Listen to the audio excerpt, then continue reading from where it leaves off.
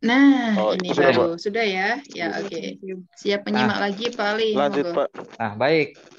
Sekarang ini kita lihat tantangan gaya belajar. Apa sih yang terjadi di sekolah kita ya terkait tentang gaya belajar dan apa yang harus kita lakukan dan mungkin selama ini jika kita nggak pernah mengenal gaya belajar, eh, kita pasti akan kaget ya. Wah, bahwa ternyata ini terkait sama gaya belajar. Oke. Yang pertama ini kalau kita ngajar di tingkat SMA atau SMK atau MA atau SMK SMAK ya terserah.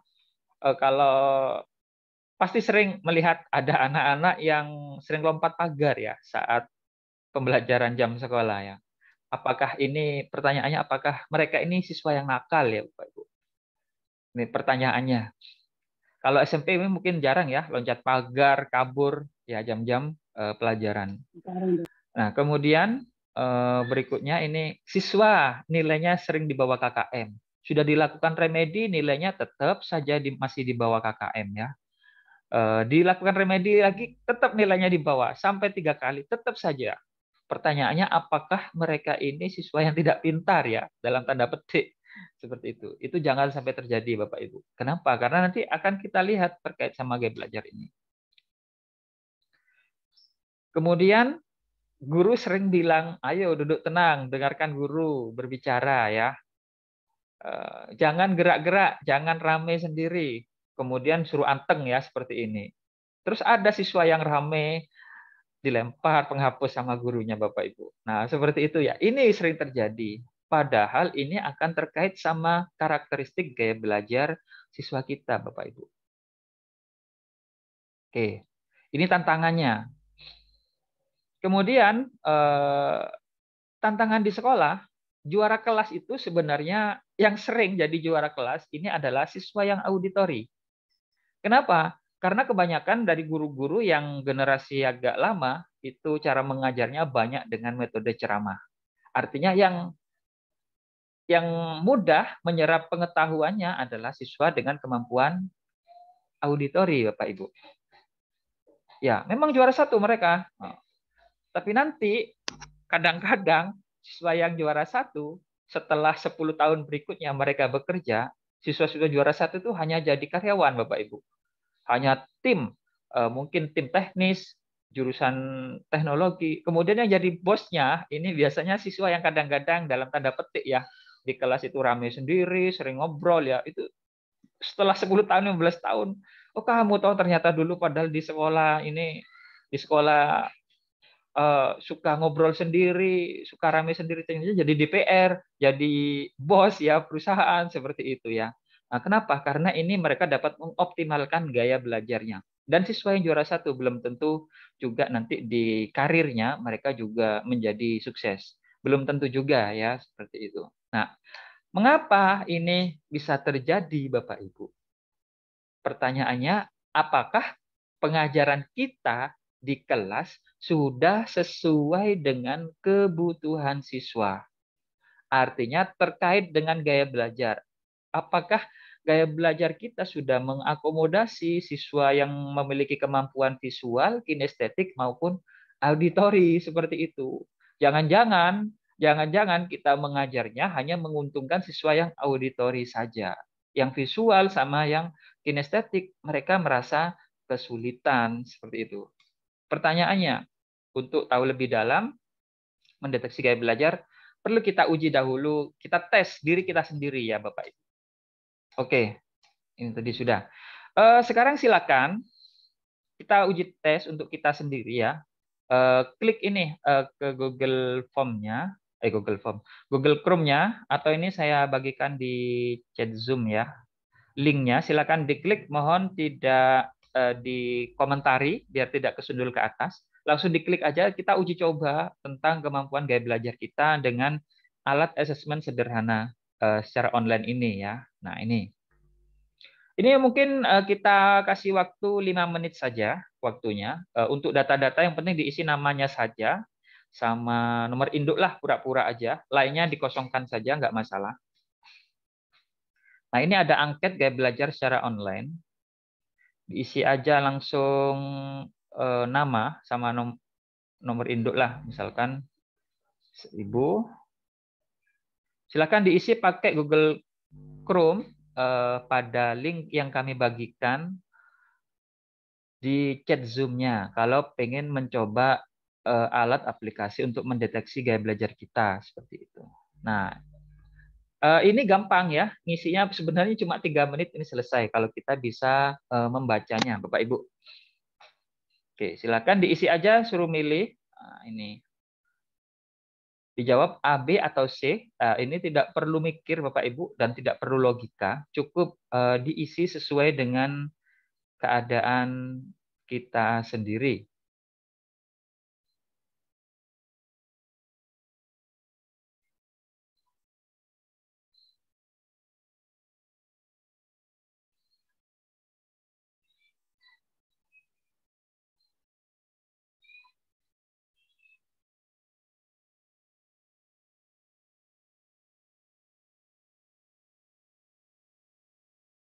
Oke, kita kasih waktu 5 menit ya.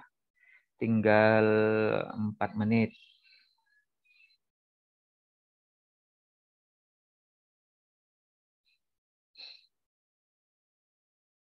Kalau sudah, silakan diklik kirim ya.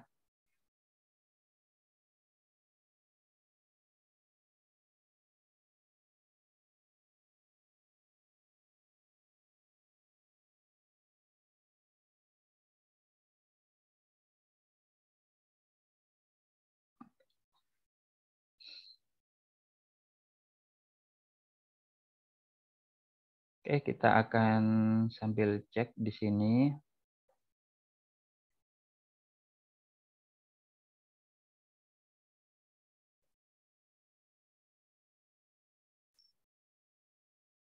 Oke, sudah masuk 10.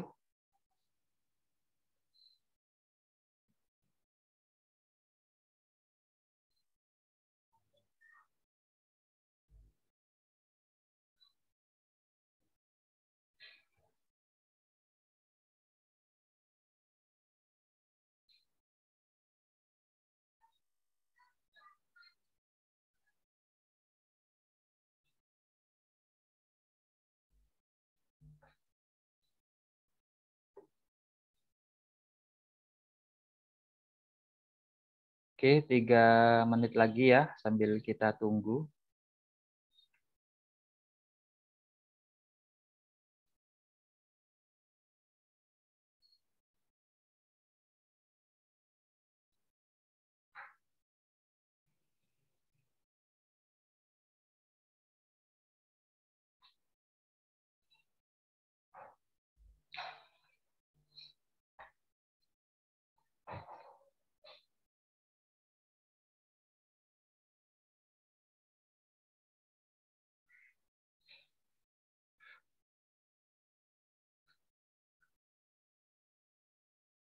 Dua menit. Silahkan santai aja diisi sambil dibaca. Jika kesulitan hurufnya terlalu kecil, silakan di zoom saja di apa ya, HP-nya itu dilebarkan apa ya, di pitch out gitu ya, biar tambah besar hurufnya. Bisa kayaknya.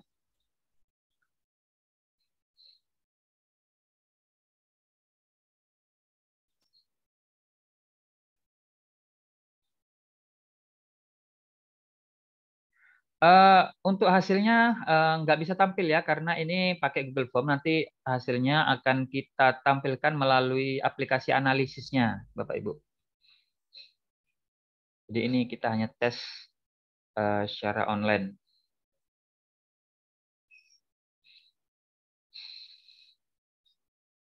Oke, tinggal 1 menit.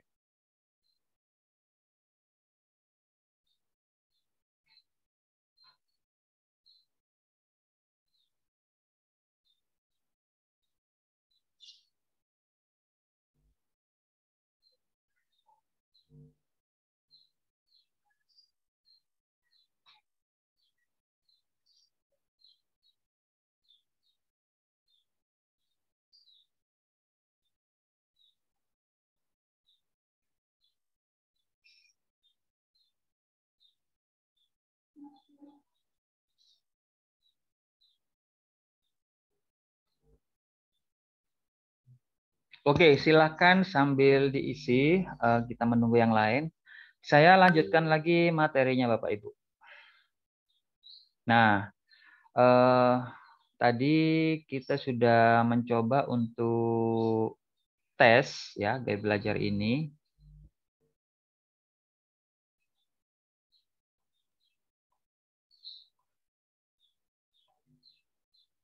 Jadi bagaimana untuk mengetahui analisisnya? Kita akan menggunakan aplikasi ini Bapak Ibu. Namanya aplikasi gaya belajar Almas ya. Nah, ini aplikasinya berbasis Excel Bapak Ibu kayak gini. Nah, ini ya. Cara menggunakannya nggak perlu instalasi ya, cukup klik saja 2 kali, kemudian aktifkan makro, maka aplikasi langsung plug and play, langsung bisa dipakai ya. Nggak perlu instalasi, nggak perlu setting-setting, langsung dipakai saja. Yang penting ada Microsoft Office-nya di dalam komputer Bapak Ibu. Dan aplikasi ini hanya bisa dipakai di komputer ya Bapak Ibu, nggak bisa di HP ya, seperti itu. Nah, kalau sudah kita klik tadi, cukup klik aja enable content seperti ini agar aplikasi langsung bisa dijalankan. Oke, ini adalah tampilan aplikasi gaya belajar Almas yang akan kita bahas kali ini. Jadi aplikasi ini aplikasi analisis otomatis ya. Ini adalah halaman menu utama yang bisa diakses di sini. Kemudian di sini juga ada angketnya, Bapak Ibu. Disediakan angket. Nah, angket ini bisa banyak cara, Bapak Ibu. Bisa online, kayak tadi. Bisa juga offline. Ini tinggal dicetak saja, di print ya. Nanti jika mau dijadikan offline dan dibagikan kepada siswanya. Siswa nanti cukup dijawab A, B, atau C, seperti itu. Nah, kalau sudah dibagi, baru kita masukkan data siswa dan hasil angketnya tadi ya. Ada banyak cara untuk mengisi data ini, Bapak. Yang pasti itu bisa online, bisa juga offline. Jika sekolah tidak memiliki akses internet atau siswa tidak boleh membawa HP atau laptop seperti itu. Oke, kita akan coba yang offline dulu. Jadi ada banyak cara untuk menginput data di sini ya. Yang pertama ini adalah cara adat atau cara tradisional. Bapak Ibu bisa ketik langsung ya, cara turun temurun ya seperti itu. Misalkan Ali, Budi, nah, seperti itu. Ini cara adat ya, cara lama. Nah, cara yang kedua, aplikasi ini bisa impor data dari Dapodik ya. Silakan Bapak Ibu nanti eh, minta ke operator Dapodiknya untuk diekstrak ke Excel seperti itu. Nanti hasil file Dapodiknya itu di short dulu, diurutkan per kelasnya. Kemudian bisa kita panggil langsung datanya ke aplikasi ini. Seperti ini. Nah, ini kita sudah bisa ngambil data dari Dapodik. Nah, kelebihannya ini langsung Bapak Ibu cepat ya, banyak ya seperti ini. Baru kita tinggal pindahkan ke input data. Seperti itu. Ini cara yang kedua. Untuk data siswanya ya, untuk data siswa. Oke, sudah. Nah, ini sudah jadi ya. Kita sudah impor dari data Dapodik. Yang ketiga, cara yang ketiga misalkan di sekolah ini sudah ada absen berbentuk Excel. Tinggal copy saja Bapak Ibu seperti ini. Ctrl C, Ctrl Tab, di copy saja langsung di sini, kemudian dipaste ya, datanya langsung masuk seperti itu. Ini cara yang ketiga. Nah, cara yang keempat, nah ini Bapak Ibu. Oh ya, setelah ini yang offline ya. Yang offline baru kita masukkan nanti jawabannya di sini. Misalnya jawabannya A, B atau C seperti itu. Cara yang keempat, Bapak Ibu bisa membagikan file Excel kepada siswanya. Kemudian mereka ngetik Excel, nanti tinggal kita copy paste saja ya. Karena ini berbasis Excel, bisa copy paste data seperti itu. Jadi pertanyaan angket tadi di copy ke Excel biasa, mereka menjawab, kita copy paste saja langsung di aplikasi ini.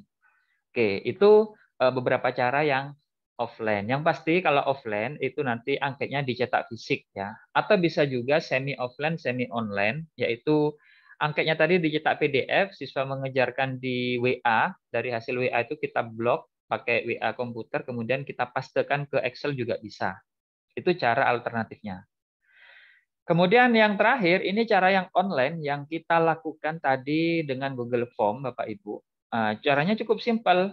Bapak Ibu tadi hasil Google Form-nya yang ini di-copy dulu linknya, pastikan untuk sudah diisi dibagikan di sini, kemudian ini disetting bisa dilihat oleh siapa saja yang memiliki link, itu saja. Baru selesai dan kita copy linknya di sini. Kemudian kita masukkan ke dalam ini link yang ada di sini ya. Oke. Baru kita kopikan di sini dengan klik 2 kali atau langsung paste seperti itu. Klik 2 kali, baru paste. Ya, ini linknya sudah masuk. Kita kembali ke input data. Nah, untuk ngambil data yang online tadi, kita cukup klik tombol import data seperti ini, Bapak Ibu. Nah, ini. Import data. Kita tunggu. Maka data yang online tadi akan ditarik langsung oleh aplikasi ini. Nah, ini sudah masuk Bapak Ibu jawabannya. Nah, ini yang pertama Bapak Ibu Fendi Roswinda ya. Ya, ini nama 1000.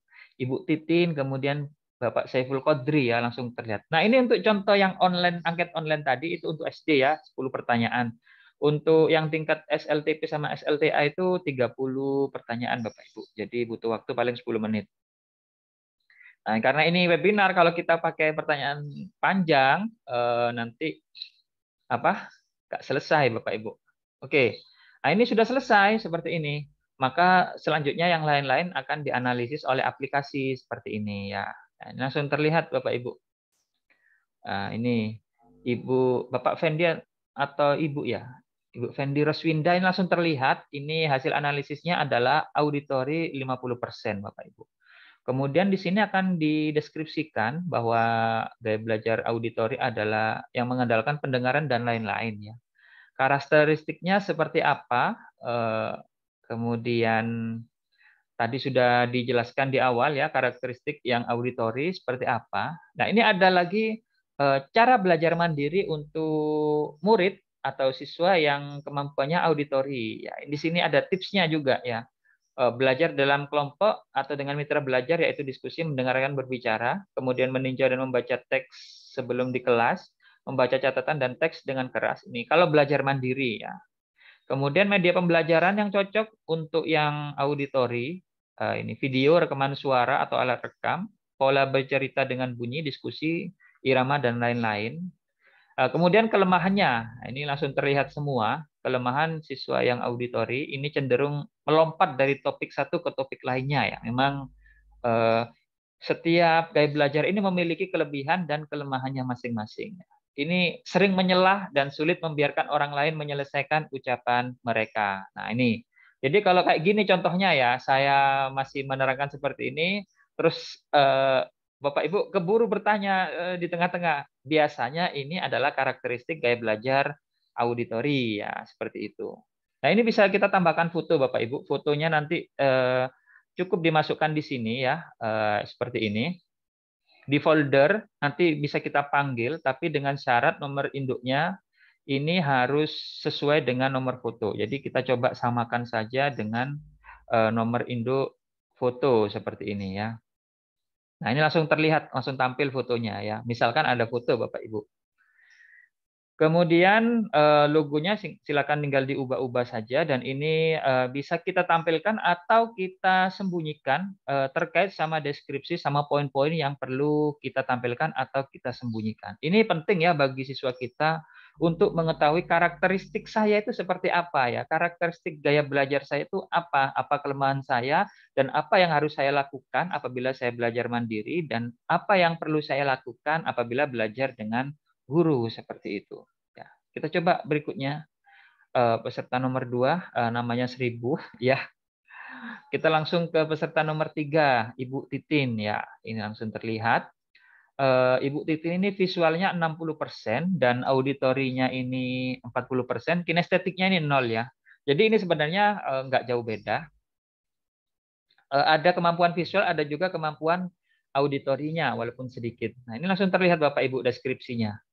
Nah, visual ini seperti apa karakteristiknya, kemudian deskripsinya dan karakteristiknya, rapi dan teratur, lebih mudah mengingat, dan yang lain-lain. Cara belajar mandiri, ini ditampilkan di sini ya Bapak Ibu. Kemudian media pembelajarannya apa saja, yaitu biasanya gambar, diagram, peta, pokoknya terkait sama gambar, ini cara belajarnya pasti lebih cepat ya. Pemahamannya dan daya ingatnya lebih cepat sesuai dengan karakteristiknya. Nah, kelemahannya ini memang tidak sabaran ketika mendengarkan perincian atau cenderung melewatkan perincian atau yang detail ya. Keburu ya.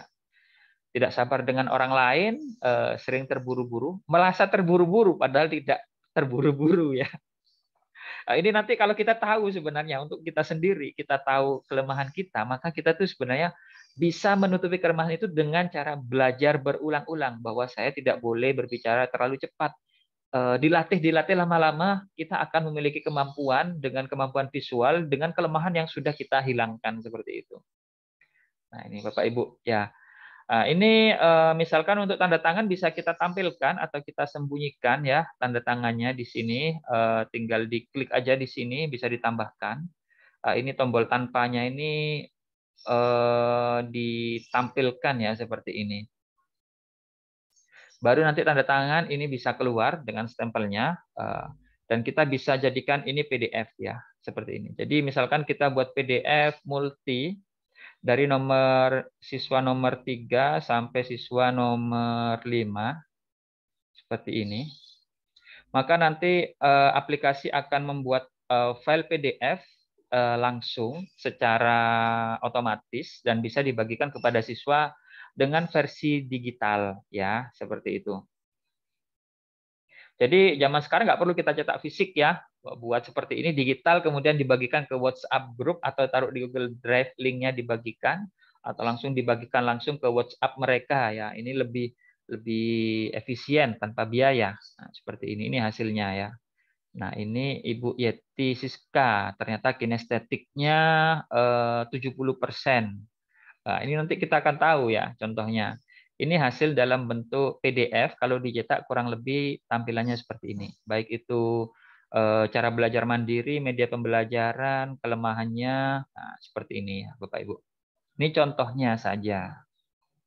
Oke, jadi aplikasi tadi singkat, simple dari Excel, tapi bisa menganalisis. Nah, kemudian di sini langsung tampil juga grafik per pesertanya. Ini langsung terlihat grafiknya ya dalam bentuk grafik. Jadi kalau banyak kinestetiknya seperti ini, langsung teranalisis ya. Ini kalau mau dicetak juga bisa. Kemudian ini yang output semua ya Bapak Ibu. Nah, ini hasil Bapak Ibu yang isi semuanya ya, 69 peserta. Kita coba cetak ya. Yang ini aja, kalau tadi yang satu-satu lama ya. Kita cetak, kemudian saya bagikan share link-nya. Oke, sebentar. Cek.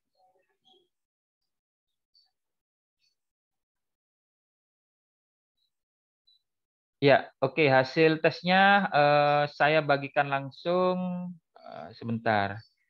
Hasil tes ini ya. Nanti silakan dicek sendiri, tapi ini yang keseluruhan ya, kalau kita cetak satu persatu lama, saya bagikan aja yang dalam format kayak gini, keseluruhan peserta ya. Nah, ini output semua. Oke, kita upload. Nah, itu tadi hasil analisisnya. Nah, kemudian di sini juga ada grafik ya, grafik dalam satu kelas. Ini di kelas A ini lebih banyak mana visual, auditori atau kinestetik Bapak Ibu. Ini akan bermanfaat ya, nanti akan saya jelaskan di sesi akhir ya. Manfaat grafik di kelas ya, dalam satu kelas ini. Oke. Ini sama, juga di sini ada cover ya, kalau mau dicetak, di print, di bundle, jadikan laporan untuk kepala sekolah, silahkan ya Bapak Ibu. Jadi Bapak Ibu bisa menambahkan laporan bahwa saya ini dapat menganalisis gaya belajar ya, tim kami bisa seperti itu. Tinggal di print, di bundle ya. Oke, dan berikutnya di sini juga ada konsep, kalau Bapak Ibu yang tadi kesulitan, di sini bisa baca-baca sendiri. pentingnya gaya belajar dan lain-lain, kemudian tips mengajar ya untuk guru apa yang harus dilakukan dalam menghadapi siswa gaya belajar ini, kemudian deskripsinya terkait gaya belajar, 3 gaya belajar ini, tinggal dibaca saja, dan ada karakteristiknya lengkap ya. Kemudian cara belajar mandiri, ini kalau mau di-print silakan di-print saja, dibagikan langsung, atau tadi per siswa juga bisa, ini secara keseluruhannya. Dan ini sebenarnya konsep gaya belajar ini Bapak Ibu sudah dikembangkan sejak tahun 78 Bapak Ibu. Ini sudah dilakukan di luar negeri, di Eropa dan Australia, serta Amerika ya. Gaya belajar ini pakarnya adalah Roberta Bobby de Porter Bapak Ibu. Jadi kalau Bapak Ibu lihat di internet, kalau ketik ruang kelas seperti itu, pasti akan tampil ya kelas di luar negeri. Itu biasanya mereka berbentuk meja bulat-bulat seperti itu, berkelompok. Itu sebenarnya kelompoknya bukan asal kelompok, tapi kelompoknya sesuai dengan gaya belajar ya, seperti itu. Nah, mereka itu sudah melakukan itu sejak lama, sejak kurikulum 84 itu sudah dilakukan ya, banyak di negara-negara Eropa seperti itu. Dan ini yang lain-lain nanti silakan dieksplorasi sendiri. Ini sesuatu yang tambahan saja. Oke, inilah aplikasi untuk gaya belajar. Kita lanjutkan ke materinya ya Bapak Ibu. Nah, ini tadi aplikasi gaya belajar ini yang sudah menjawabnya ya. Oke. Nah, Bapak Ibu, silahkan tadi yang penasaran untuk melihat hasil tesnya ya. Hasil tesnya ini saya bagikan linknya, silakan diklik link pada chat Zoom-nya. Oke, itu linknya. Silakan diklik aja di chat Zoom-nya. Ini silakan mohon tidak komen. Untuk yang kesulitan, ya untuk yang cek aplikasi nanti aja bisa kita bahas, bisa chatting kami ya di WhatsApp ya, di admin nanti akan dibalas. Oke, silakan cek link Zoom-nya untuk melihat hasilnya Bapak Ibu. Nah, seperti ini. Untuk yang error, silakan kami bagikan link untuk Google dalam bentuk Google Drive langsung. Silakan diklik aja. Silakan langsung dilihat saja secara online. Oke, mohon tidak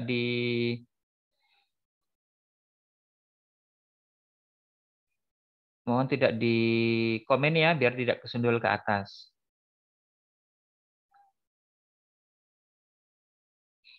Oke.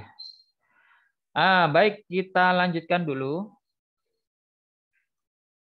Nah, link hasil gaya belajar sudah. Bapak Ibu nanti akan mendapatkan salah satu dari 3 ini ya, yaitu visual, auditory, atau kinestetik, atau mungkin dua-duanya, atau mungkin tiga-tiganya.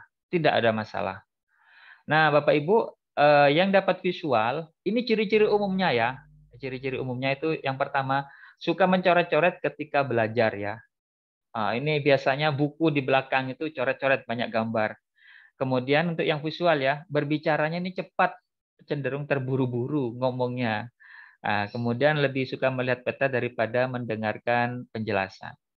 Kemudian untuk yang auditori Bapak Ibu, ini ciri umumnya suka berbicara sendiri ya. Jadi kalau memang ada workshop sungguhan, misalkan kita ada di dalam satu ruangan, ini yang auditori biasanya sering berbicara sendiri ya. Lebih menyukai ceramah atau berdiskusi daripada disuruh membaca buku, dan lebih suka berbicara daripada disuruh menulis seperti itu. Dan yang terakhir, ini kalau kinestetik Bapak Ibu, ini berpikirnya jadi lebih baik saat bergerak atau berjalan Bapak Ibu. Jadi untuk penyerapan ilmunya perlu pergerakan tubuh fisik, kemudian banyak bergerak saat berbicara. Saat berbicara pasti tangannya tidak bisa diam, entah itu goyang-goyang tangan atau pegang-pegang atau sambil merobek-robek sesuatu. Dan yang paling terakhir ini adalah sulit duduk lama. Jadi Bapak Ibu kalau ikut webinar ini duduknya nggak tenang ke barat ke timur gini ya, ini kemungkinan adalah gaya belajarnya kinestetik ya. Oke, pertanyaan besarnya kita lanjut. Apakah pembelajaran di kelas kita sudah adil Bapak Ibu? Adil belum? Jadi kalau di kelas kita setiap kali pertemuan selalu mengadakan ceramah terus ya. Maka yang diuntungkan itu adalah siswa yang auditori. Kalau di kelasnya selalu PowerPoint terus ya, maka yang diuntungkan adalah siswa yang visual. Dan yang terakhir, apabila di kelasnya selalu di lapangan terus ya, maka yang diuntungkan adalah siswa yang kinestetik. Nah, itu apa yang dilakukan biasanya sama sekolah unggulan dalam mengoptimalkan prestasi siswa. Jadi Bapak Ibu perlu melihat dulu sekolah-sekolah internasional ya, mereka itu melakukan apa tentang gaya belajar ini ya. Jadi sekolah-sekolah internasional itu, sekolah-sekolah yang memang sudah memahami tentang metode-metode konsep gaya belajar seperti ini, mereka itu biasanya ini apa menempelkan dalam setiap kelas itu hasil tes dalam satu kelas bahwa di kelas ini banyakkan gaya belajar visual, kinestetik atau auditori. Jadi guru masuk itu sudah melihat gambarannya, oh siswa ini kebanyakan adalah visual, maka guru lebih cenderung dalam pembelajaran dengan metode untuk gaya belajar yang visual. Jika kinestetik di kelas sebelahnya, maka guru perlu melakukan cara yang berbeda untuk melakukan pembelajaran di kelas tersebut, Bapak Ibu. Nah, pertanyaannya bagaimana jika dalam satu kelas itu berbeda-beda? Ya, ini diperlukan pembelajaran dan pengetahuan guru tentang gaya belajar. Kita dapat memperlakukan secara berbeda dalam satu kelas melalui pengelompokan siswa. Jadi misalkan mau praktek ya, mau meneliti daun ya, zat hijau daun misalkan ya praktek IPA. Maka siswa yang auditori itu disuruh dibentuk kelompok, disuruh berdiskusi apa yang ada di konsep materinya dan apa yang terjadi. Kemudian siswa yang visual ini mereka disuruh meneliti, senang sekali disuruh menggambarkan hasil penglihatannya dari mikroskop seperti itu. Suruh gambar, mereka akan terdepan. Bagaimana untuk yang kinestetik? Kinestetik disuruh cari bahan, Bapak Ibu. Bapak Ibu sebelum menyuruh mereka silakan cari bahan keluar. Sebelum selesai mereka sudah lari duluan, Bapak Ibu. Itu yang kinestetik seperti itu. Mereka akan bersemangat dalam hal pembelajaran dengan fisiknya seperti itu. Itu salah satu contoh saja. Dan yang lainnya itu perlu kreativitas guru dalam memberikan pembelajaran sesuai dengan gaya belajar mereka. Nah, pertanyaannya, kapan mau dipraktekkan di sekolah kita? Ya, apakah cukup tahu saja dari webinar ini atau sudah siapkah sekolah kita untuk menjadi sekolah unggul dalam mengoptimalkan prestasi siswa kita sesuai dengan konsep gaya belajar? Nah, ini anunya ya, endingnya. Terserah Bapak Ibu cukup selesai di webinar ini atau Bapak Ibu mau melanjutkan di sekolahnya seperti itu. Oke, baik Bapak Ibu. Gini kita kan ada dua materi ya. Jadi langsung saja berikutnya atau perlu kita tanya jawab singkat saja 3 pertanyaan aja ya. Baik kita coba buka 3 pertanyaan terkait gaya belajar karena nanti materinya akan berbeda dengan sebelahnya. 2 pertanyaan aja ya. 2 pertanyaan silakan langsung di unmute saja terkait dengan gaya belajar ini. Monggo Baik, silakan. Bapak Ibu yang mau bertanya terkait dengan materi yang disampaikan Pak Ali, karena nanti yang kedua sangat berbeda ya Pak Ali ya. Nanti takutnya, ya silakan. Langsung ini ya, angkat tangan boleh. Ini ada Ibu Eli Rusnilawati. Langsung buka Ibu mic saja. Eli.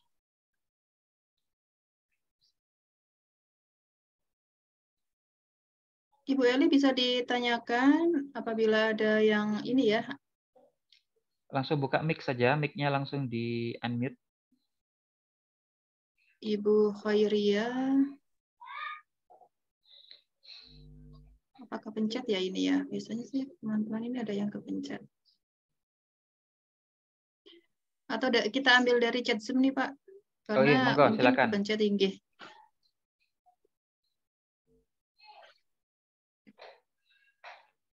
Oh, ini langsung ya, saya baca aja ya. Apakah gaya belajar dari Bapak Heri Setiawan, apakah gaya belajar bersifat fixed atau temporary? Ya, jadi ini gaya belajar ini sebenarnya temporari tapi semi permanen Bapak Ibu. Jadi ini menjadi karakter ya, menjadi karakter. Jadi misalkan ini bawaan lahir biasanya ya. Kenapa? Tapi tetap bisa dirubah ya. Jadi misalkan Bapak Ibu sejak lahir, sejak kecil itu sering fokusnya misalkan dengan telinga, maka nanti berikutnya akan terus dengan telinga Bapak Ibu.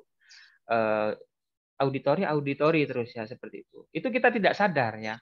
Kalau kita tidak sadar, maka gaya belajar kita itu akan terus seperti itu. Misalkan visual terus ya. Visual kinestetik terus untuk auditori kesulitan. Nah, apakah bisa kita merubahnya untuk mendapatkan gaya belajar yang lain? Bisa Bapak Ibu, tapi tidak dalam waktu 1 malam ya. Ini butuh waktu. Salah satu contohnya, misalkan ya, Bapak Ibu ini siswa kita, misalkan dia itu visual, kemudian dia berteman dengan siswa yang auditori. Siswa yang auditori ya. Siswa yang auditori ini siswanya sering juara kelas karena gurunya juga sering ceramah seperti itu ya. Nah, dia ngefun.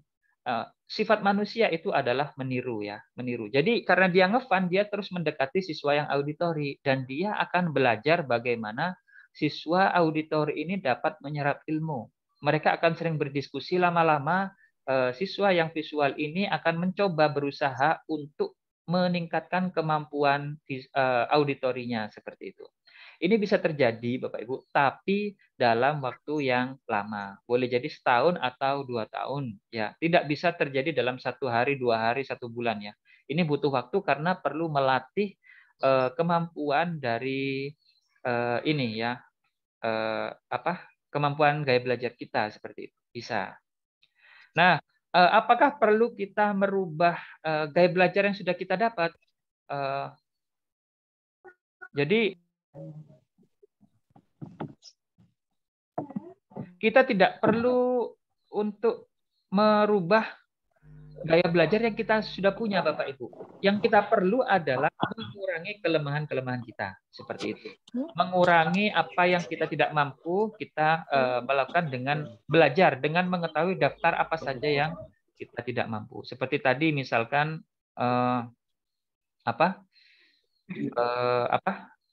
misalkan tadi kita nggak bisa, kalau berbicara terburu-buru ya untuk visual, maka kita perlu latih bagaimana kita berbicara itu pelan-pelan seperti itu ya. Baik Bapak Ibu, itu saja, monggo. Next question. Ini ada Ibu Ira yang sudah angkat tangan, Bapak. Ya, monggo silakan langsung dibuka aja. Silakan Ibu Ira Zuhri. Atau pencet lagi nih. Ya. Next question Pak dari chat Zoom ya. Iya, chat Zoom langsung. Sudah nih Ibu Ira. Silakan Ibu. Warahmatullahi wabarakatuh. Ya, waalaikumsalam warahmatullahi wabarakatuh. Kenalkan Pak, saya Ibu Bahira Ngale dari MTS Negeri 1 Mamuju, Kabupaten Sulawesi Barat. Wow, iya Bu. Ya. Silakan Ibu. Terima kasih Pak atas kesempatan diberikan saya untuk mengajukan pertanyaan. Saya ini Pak guru BK di MTS Negeri 1 Mamuju. Baru-baru ini saya sudah memberikan tes diagnostik gaya belajar Pak ya, melalui aplikasi Aku Pintar. Dan kami sudah memiliki data tentang peserta didik yang memiliki gaya belajar. Setelah itu Pak, setelah kita melihat hasilnya, dan ada salah seorang guru yang mempraktekkan di kelas membagi kelompok kepada seluruh peserta didik yang memiliki gaya belajar masing-masing dikelompokkan ya, sesuai dengan gaya belajarnya masing-masing di dalam kelas. Dan setelah itu dipraktekkan, ternyata guru tersebut merasa kesulitan dalam menguasai kelas karena yang satu gaya belajar visual, misalnya dia sukanya dalam kondisi yang tenang. Demikian juga auditori. Sementara kinestetik ini sukanya jalan-jalan ribut, begitu ya. Guru tersebut merasa kewalahan dalam mengatur situasi dan kondisi yang ada di kelas. Sehingga dia menyampaikan bahwa ketika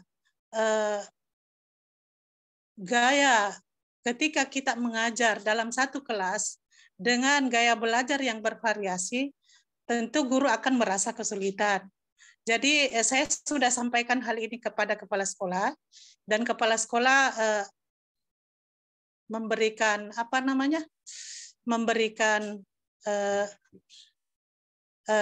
pendapat, karena di kelas 7 ini Pak, kami juga belum, waktu masuknya itu belum dikelompokkan sesuai gaya belajarnya. Jadi kemungkinan besar setelah diadakan nanti diskusi akan dikelompokkan dalam satu kelas itu menggunakan gaya belajar yang satu, misalnya yang sama.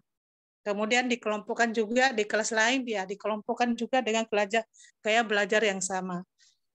Kemudian saya ingin tanyakan Pak, ini apakah mekanisme yang diberikan oleh kepala sekolah ini apakah sudah betul atau bagaimana? Misalnya kita satukan di dalam satu kelas itu hanya satu gaya belajar. Ya. Begitu, saya kira demikian apa yang saya sampaikan. Wassalamualaikum warahmatullahi wabarakatuh. Waalaikumsalam warahmatullahi wabarakatuh. Iya, Bu. Itu adalah sesuatu yang sangat ideal sekali, Bapak Ibu. Jadi kalau memang benar bisa sekolah melakukan pengelompokan saat pembagian kelas, biasanya kenaikan kelas atau masuk kelas sesuai dengan gaya belajar, maka itu akan sangat baik sekali, Bapak Ibu. Nah, itu akan memudahkan guru dalam mengajar. Jadi nanti tinggal ini aja dibuatkan laporan dalam kelas ini banyak visual atau kinestetik. Di kelas berikutnya itu auditori ya. Jadi guru sudah tahu melihat petanya seperti itu. Itu sangat baik sekali. Itu sangat ideal ya, tapi sulit biasanya dilakukan oleh sekolah-sekolah. Kenapa? Karena kita melakukan tes ini setelah kelas sudah terbentuk seperti itu. Nggak mungkin kita merubah kelas yang sudah terbentuk hanya gara-gara seperti ini. Jadi solusi terakhir yaitu kita perlu melatih para gurunya. Masalahnya yang dilatih ini kan guru BK, bukan guru mata pelajaran seperti itu. Dan itu perlu support oleh kepala sekolah. Nah, jadi kepala sekolah perlu mensosialisasikan, mendatangkan guru BK ya untuk melatih, atau jika perlu pakai jasa narasumber dari luar untuk melatih di sekolah itu bahwa teknik-teknik mengajar dalam satu kelas yang berbeda-beda. Dan itu sebenarnya sudah lama banyak sih Bu referensinya di internet ya, karena di Eropa itu sudah lama dilakukan seperti ini. Teknik untuk mengatasi gaya belajar yang berbeda-beda di kelas itu banyak sekali, tinggal cari saja di internet. Nah, masalahnya gurunya ini paham tidak, sudah tahu tidak konsep gaya belajar, itu saja. Jadi perlu support dari seluruh anggota sekolah, terutama kepala sekolah untuk melakukan pelatihan khusus ya. Kalau Bapak Ibu guru melihat sekolah-sekolah unggulan, Bapak Ibu melihat sekolah-sekolah di Jakarta atau di Jawa ya, itu sekolah yang unggul yang harganya mahal, itu hampir setiap bulan mereka selalu mendatangkan ini Bu, pelatihan-pelatihan khusus untuk pendidikan seperti ini. Jadi banyak sih konsep pembelajaran selain gaya belajar, nanti ada minat karir dan lain-lain, itu perlu dilatihkan untuk meningkatkan skill para guru-guru di sekolah kita. Jadi bukan hanya sekedar mengajar mata pelajaran itu saja. Mereka juga memerlukan banyak sekali instrumen-instrumen seperti ini. Seperti itu. Jika bisa itu setiap bulan ya idealnya. Ya kalau nggak setiap bulan ya mungkin per semester. Jika per semester nggak bisa, minimal 1 tahun sekali lah guru itu perlu ditingkatkan skillnya dengan pelatihan-pelatihan seperti ini. Nah kalau yang ikut cuma guru BK, ya guru BK berat ya, mau melatihkan ke guru satu-satu ya, itu tantangannya itu. Nah, seperti yang Ibu katakan tadi, bagaimana jika sekolahnya dalam satu kelas itu dijadikan satu gaya belajar yang sama, itu idealnya memang tujuan utamanya, tapi itu sulit, Bu. Kecuali memang direncanakan nanti kenaikan kelas masih 4 bulan lagi ya. Apakah masih ingat nanti Bapak Ibu saat kenaikan kelas perlu melakukan ini? Nah, itu pertanyaannya. Apakah nanti tidak ada siswa yang pengen pindah-pindah dengan gaya belajar berbeda, tapi siswa pengen berteman sama si A, si B, si C. Nah, itu banyak kendala setelah kita lakukan secara seperti itu. Oke, demikian ya Ibu. Ya, bagaimana Ibu Ira? Ya, terima kasih. Jadi begini, ini kan hal ini juga saya sudah sampaikan kepada setiap saya masuk di kelas, bertemu dengan anak-anak, anak-anak juga kurang setuju kalau mereka akan kelasnya akan dipecah kembali. Karena dia sudah senang dengan teman-temannya yang sekelasnya. Sudah nyaman ya Bu ya? Sudah nyaman dengan yang ada di kelas. Oke Pak, terima kasih banyak atas penjelasan. Baik, mungkin Baik, Pak Ali mungkin sudah dilanjut, sudah ada pertanyaan ya? Kita lanjut ke materi berikutnya aja. Ya, nanti saya nyela sedikit Pak Ali karena di chat Zoom masih banyak yang bertanya terkait dengan absensi. Bapak Ibu kami sampaikan kembali bahwa absensi atau daftar hadir akan kita bagikan di akhir acara. Jadi nanti di akhir acara sesi terakhir akan kita bagikan hanya di chat Zoom begitu. Baik Pak Ali bisa diteruskan monggo.